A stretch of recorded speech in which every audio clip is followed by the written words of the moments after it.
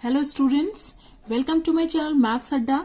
तो last video में हम लोगों ने एक्सरसाइज 12.3 का क्वेश्चन नंबर 1 पूरा सॉल्व कर लिया था, कंप्लीट हो गया था हमारा। तो आज हमें स्टार्ट करना है सेकेंड क्वेश्चन। तो चलिए स्टार्ट करते हैं। सो इसमें बोला है divide the given polynomial by the given monomial. ठीक है, तो मतलब कि जो हमारा डिविडेंट है वो हमारे सब क्या है, पॉलिनोमियल है, और जो डिवाइजर है यहाँ पे सारे के सारे मोनोमियल हैं, जितने भी पार्ट सब में। ठीक है, तो चलिए फर्स्ट पार्ट को सॉल्व करते हैं। तो फर्स्ट पार्ट आपको स्क्रीन पे दिख रहा होगा। तो इसमें आप देख रहे होंगे कि जो हमारा डिवाइजर है 3x है, ठीक है ना। तो हम और जो डिविडेंट है वो हमारा दिया हुआ है 5x² माइनस 6x। तो डिवाइजर से हम क्या करेंगे, डिवाइजर है हमारा 3x, तो हमें क्या है जो डिविडेंट है उससे कॉमन लेना पड़ेगा 3x, कि जिससे कि उसको हमें डिवाइड करने में इजी हो, क्योंकि ये क्या है हमारा अलजेब्रिक एक्सप्रेशंस है हमारी। ठीक है ना। तो आप देखेंगे कि चलिए पहले लिख लेते हैं हम इसको अलग से, पहले कॉमन लेके है ना अलग से लिखेंगे। तो जो इसमें है x तो हमारा कॉमन आ जाएगा क्योंकि दोनों में प्रेजेंट है, बट 3 हमारा कॉमन नहीं आएगा क्योंकि 3 दोनों में हमारा कॉमन है ही नहीं, तो उसको हम कॉमन नहीं ले सकते हैं। तो क्या करेंगे, 3 को रहने देते हैं, x कॉमन ले लेते हैं। तो इसमें क्या हो जाएगा अंदर 5x माइनस 6। ठीक है, तो चलिए अब इसको डिवाइड भी कर देते हैं। तो डिवाइड करने के लिए लिख देते हैं क्वेश्चन, और फिर इसके बाद का स्टेप जो बताया था आपको ऐसे लिख दिया।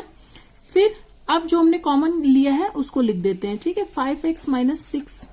ठीक है, अब क्या करेंगे, डिवीजन में तो हमें 3x ही लिखना है जो है। तो x और x तो हमारा कैंसिल हो जाएगा, बट हमारा आंसर क्या आ जाएगा, यहां से 1/3 आ जाएगा ये, और 5x माइनस 6। ठीक है, तो स्टार्ट करते हैं सेकेंड पार्ट।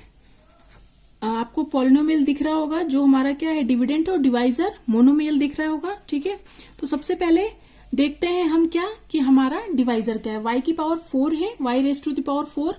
तो हम क्या करेंगे, जो हमारा डिविडेंट है उसमें से y raise to the power 4 को कॉमन लेंगे, तो उससे क्या हो जाएगा, हमारा डिवाइड करने में इजी हो जाएगा।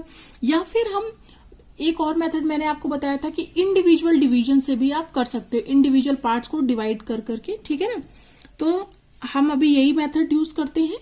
ठीक है, एक मेथड मैं बता रही हूँ, आप सेकंड मेथड ट्राई करिएगा घर पे। अगर आपको कोई प्रॉब्लम होती है आप मुझे कमेंट बॉक्स में बताइएगा, मैं नेक्स्ट वीडियो में आपको दूसरे मेथड से भी इन सारे क्वेश्चन को सॉल्व करके बता दूंगी। ठीक है, तो ये लिख लिया मैंने।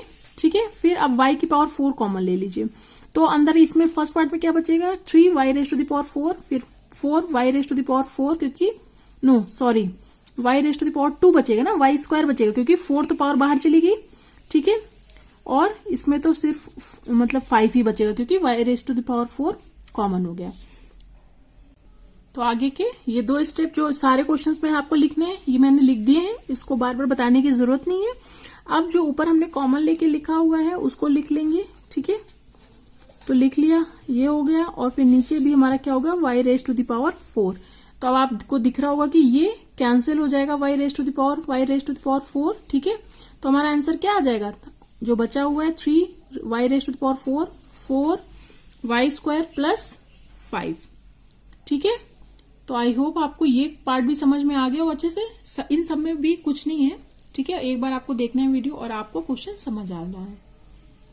तो चलिए स्टार्ट करते हैं थर्ड पार्ट को। क्वेश्चन आपको स्क्रीन पे दिख रहा होगा, बहुत बड़ा सा पॉलिनोमियल हमें दिया गया है और मोनोमियल भी थोड़ा सा बड़ा है, बट जब भी आप देखेंगे, जब भी हमें क्वेश्चन दिखने में बड़ा होगा वो इतना ही ज्यादा इजी होता है सॉल्व करने में।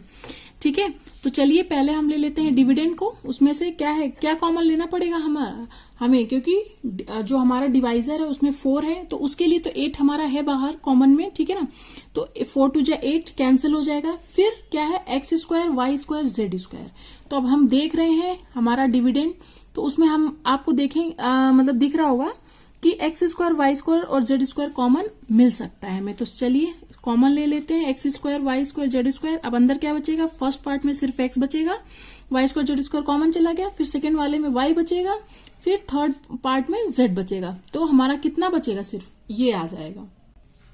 तो अब चलिए डिवाइड कर देते हैं। अब इसके बाद का जो स्टेप होता है, जो हम अपॉन करके लिखते हैं, वो आप खुद से लिखिएगा। बहुत बड़ा क्वेश्चन है, इसको मैं बार बार नहीं लिखूंगी, मैं आपको समझा रही हूँ सिर्फ। तो चलिए डिवाइड करने के लिए क्या करना होगा, जो हमने ऊपर कॉमन लिया है उस पार्ट को लिख देंगे डिविडेंड के। ठीक है, ये लिख दिया। अब नीचे जो डिवाइजर है हमारा वो क्या है, 4x² y² z²।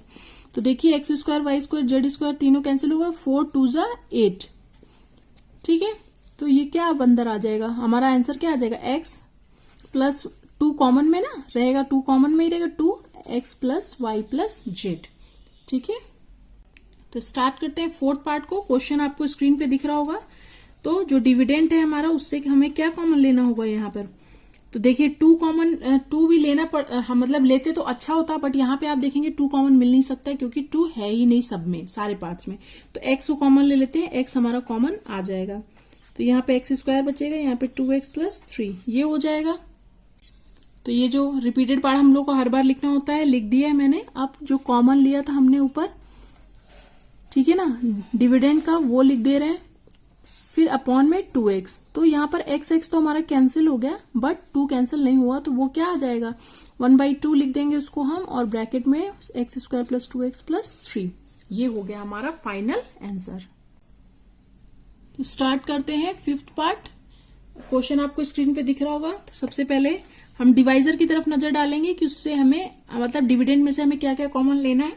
जो कैंसिल हो जाएगा तो p³ q³ हम कॉमन लेंगे तो अच्छा रहेगा, वो सीधे सीधे कैंसिल हो जाएगा।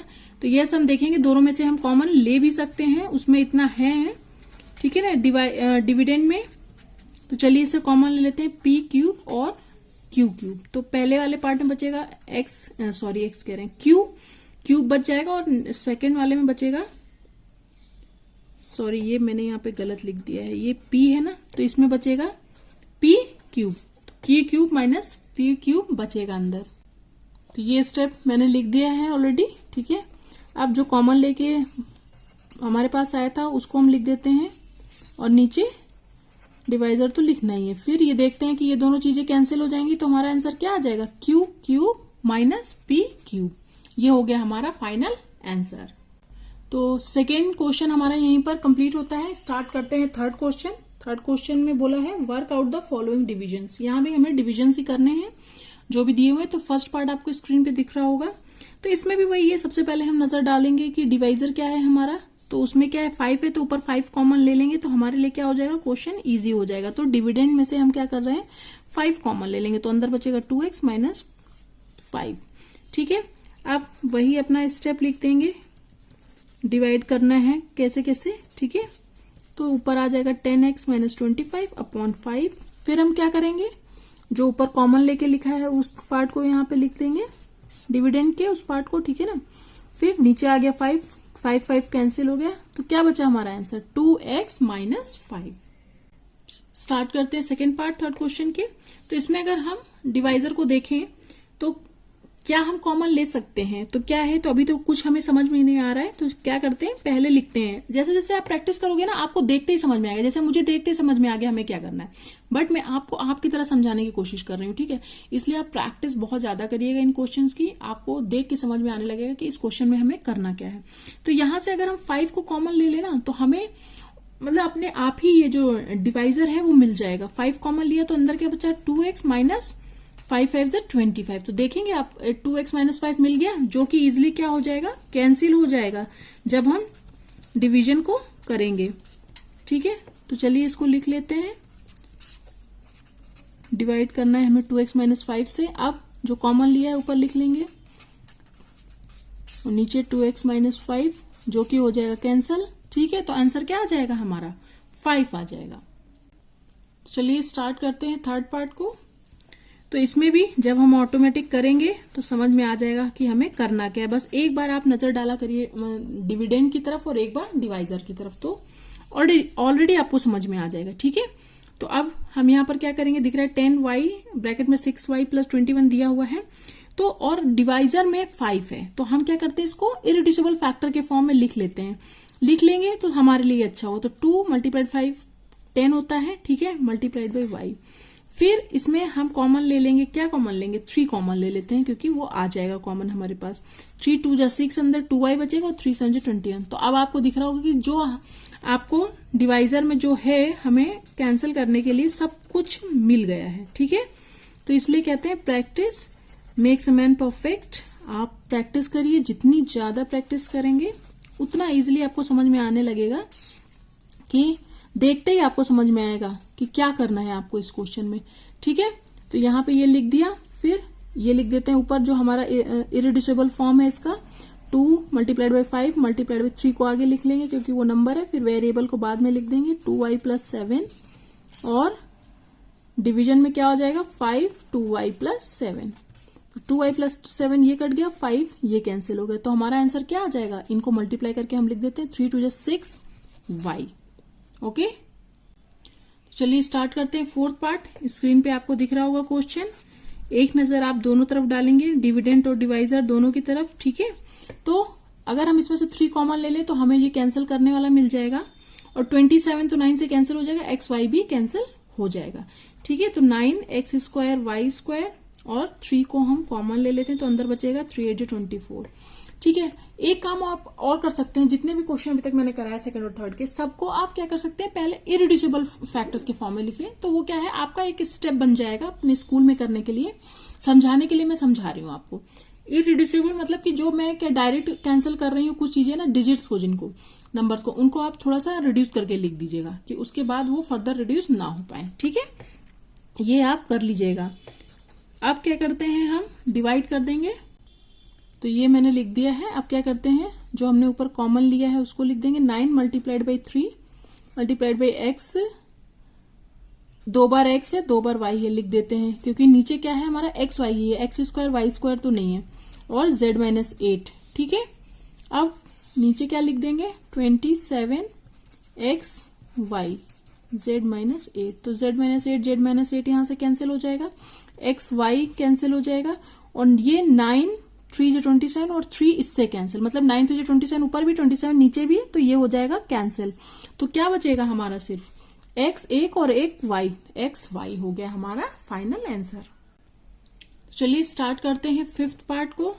बहुत लंबा सा पॉलिनोमियल दिया है और मोनोमियल सिर्फ कहने के लिए है, ये भी काफी लंबा दिया हुआ है। सॉरी, ये तो सेकंड क्वेश्चन की मैं बात कर रही थी, यहाँ पर तो पॉलिनोमियल मोनोमियल का कोई चक्कर नहीं था, यहाँ पे हमें सिर्फ और सिर्फ डिवीजन करना था जो भी हमें दिया हुआ है। तो ये हो गया हमारा क्वेश्चन, स्क्रीन पे आपको दिख रहा होगा। तो सबसे पहले क्या करेंगे हम, जो हमारे पास क्या है डिविडेंड है उसको हम लिख लेंगे, क्योंकि इसमें से हमें कॉमन लेना होता है डिवाइजर को देख के, जो जो कैंसिल कर सकते हैं। तो देखिए 3a माइनस 12 यहाँ पे 5b माइनस 30 है, तो इसमें से अगर हम कुछ कुछ कॉमन ले लें तो ये हमारा डिवाइजर वाला टर्म यहाँ पे सेम आ जाएगा और हम उसको कैंसिल कर लेंगे इजिली। तो यहां से ले लेते हैं हम 3 कॉमन, यहां से ले लेंगे हम 5 कॉमन, आ भी जाएगा कॉमन। ठीक है, और 144 नंबर को एज इट इज रहने देते हैं, जितना कैंसिल होगा कैंसिल हो जाएगा, नहीं तो हमारा आंसर में आ जाएगा। तो 96 मल्टीप्लाइड बाई 3 यहां से कॉमन ले लेंगे, वो लिख देंगे, यहां से हम 5 कॉमन ले रहे हैं वो लिख देंगे, और a b c। ठीक है, तो यहां बचेगा फर्स्ट ब्रैकेट में a माइनस 4 और सेकेंड ब्रैकेट में b माइनस 6। ठीक है, ये देख रहे हैं आप a माइनस 4 b माइनस 6 हमारा क्या है डिवाइजर में भी है। तो इसको हम अगर इरिड्यूसिबल फैक्टर के फॉर्म में लिख दें तो बहुत बेटर है। तो इसको अगर हम इरिड्यूसिबल फॉर्म में लिखेंगे 96 को, तो 5 बार 2 और 1 बार 3 आता है, तो 5 बार 2 हम लिख लेते हैं, और 1 बार 3 और 1 बार 3 पहले से है, वो हो गया 5 हो गया, और ये a b c हो गया, और फिर बाद में क्या बचता है a माइनस 4 और b माइनस 6। ठीक है, मैंने बोल दिया है कि आपको अगर लिखा हुआ दिखाई नहीं दे रहा है तो आपको क्लियर रहे, कुछ भी कंफ्यूजन ना हो। तो ये मैंने लिख दिया है। ठीक है, ये जो स्टेप हमको हर क्वेश्चन में रिपीट करना होता है। चलिए अब इसका इरिड्यूसिबल फॉर्म लिख लेते हैं। तो 5 बार हमारा आई थिंक 2 है। ठीक है, 1 2 3 4 5 हो गया, 2 बार 3 है और 1 बार 5 है, फिर a b c है, फिर a माइनस 4 और फिर b माइनस 6 है। ठीक है, अब नीचे वाला क्या है 144 का भी हम इरिड्यूसिबल फॉर्म ही लिखेंगे अब। तो जब इसको लिखेंगे इरिड्यूसिबल फॉर्म में तो 4 बार आएगा 2 हमारा, 2 बार आएगा 3। एलसीएम प्रोसेस से आप ना इसको मतलब कि इसका इरिड्यूसिबल फॉर्म लिख सकते हैं, उससे फैक्टर्स इसके देख के। ठीक है, ये लिख दिया। अब हम करेंगे कैंसिल। तो यहाँ पे 1 2 3 4 1 2 3 4 कैंसिल हो गए, 2 बार 3 भी कैंसिल हो गया, a माइनस 4 b माइनस 6 ये कैंसिल हो गया। अब जो बचेगा वो हो जाएगा हमारा आंसर। तो हमारा आंसर क्या होगा, ये 5 बचा है, ये 2 बचा है, तो ये हो गया 5 2 10 और a b c। तो ये हो गया हमारा फाइनल आंसर इस पार्ट का। ठीक है, तो यहाँ पर हमारा क्वेश्चन नंबर 3 भी क्या हो गया, कंप्लीट हो गया। क्वेश्चन नंबर 4th 5th हम लोग नेक्स्ट वीडियो में करेंगे। तब तक के लिए थैंक यू फॉर वॉचिंग।